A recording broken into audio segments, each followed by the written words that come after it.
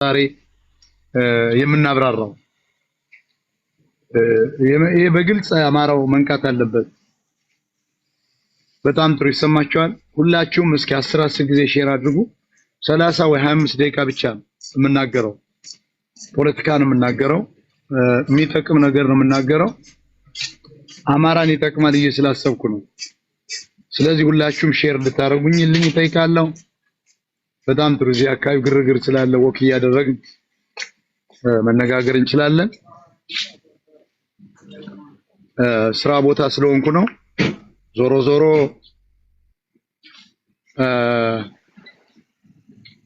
ይሄንን የሽፍታ ቡድን በአማራ ስም የሚነግድን ጠመንጃ የተሸከመን ኃይል የትግሬ ቅጥረኛን ማጋለጥ ያስፈልጋል። ይሰማቸዋል? በደንብ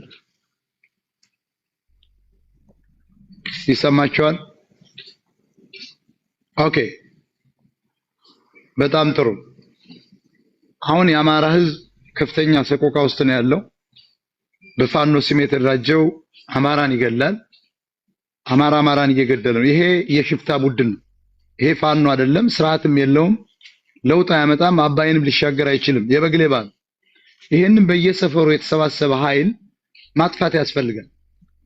እውነተኛው የአማራ ፋኖን ከሌባው ፋኖ መለየት፣ እውነተኛው የአማራን ኮዝ ይዞ የወጣን ፋኖች በመለየት ይሄን ወሮ በላ በየወረዳው እየዞረ የመንግስት ሰራተኛ የሚገል የትግሬን ቅጥረኛ ከትግሬ ጋር አብሮ መምታት ያስፈልጋል።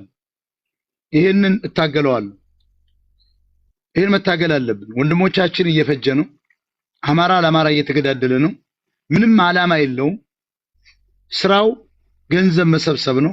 አማራን አፍኖ ወስዶ መግደል ነው፣ መጨፍጨፍ ነው። የመንግስት ሰራተኛ ከሆንክ ጥሩ ስራ ካለ ወስዶ ይገላል። ይሄ ደግሞ የአማራ ህዝብ ስነ ልቦና አይደለም። ይሄ የትግሬዎችን የፖለቲካ ስትራቴጂ የተከተለ ወሮበላ የሰፈር የአህያ ሌባ ነው። ይሄ ፋኖ እንዳትሉት።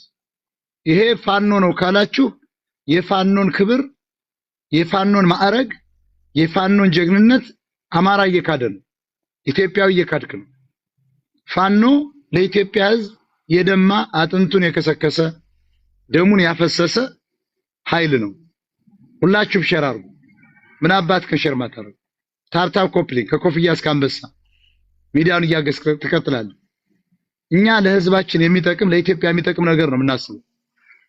ስለዚህ አሁን በየወረዳው ፋኖ ነው በሚል ያክስት ያጎቱን ልጅ አደራጅቶ የሱ ወረዳ ያልሆነው ልንገራቸው አንድ ሚስጥር፣ ሌላ ወረዳ ተሰባስበው የበግ ሌቦች ቀረጥ ቀራጮች ሂደው የመንግስት ሰራተኛ ይገላሉ፣ የቀለል ቀንበር ይገላሉ፣ የወረዳ አስተዳዳሪ ይገላሉ፣ የዞን መምሪያ ይገላሉ። ብቻ ይማር ጥሩ የመንግስት ሰራተኛ ከሆነ ይገላሉ። አንድ ይሄ የአማራነት ትግል ነው። አማራ ለ1000 ዓመት የማይወጣው አዘቅት ውስጥ እየገባ ነው። ማርክ ማይ ወርድ። ይሄ የፋኖ ተግባር አይደለም። ይሄ የአማራ ስነ ምግባርም የትግል መስመር ውጭ ነው። ፋክቱ ይሄ ነው። ሌባ ነው። ይሄ የአህያ ሌባ ፋኖ ሊሆን አይችልም። ፋኖች አይደሉም።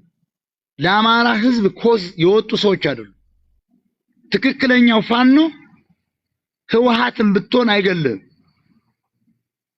በዓላማ ልዩነት ያለን ቅራኔ አጥቦ አማራ አድርጎህ አጥምቆህ የምትበላው ካጣህ በዚህ መልኩ አድርግ ብሎ አማራ አድርጎ ያስቀጥልሃል እንጂ የአማራ ካድሬ ያረጋሃል እንጂ አንተ ብልጽግና ነህ፣ አንተ ወያኔ ነህ፣ አንተ አብን ነህ፣ አንተ ግንቦት ሰባት ነህ እያለ የሚገል የአማራ ፋኖ የለም።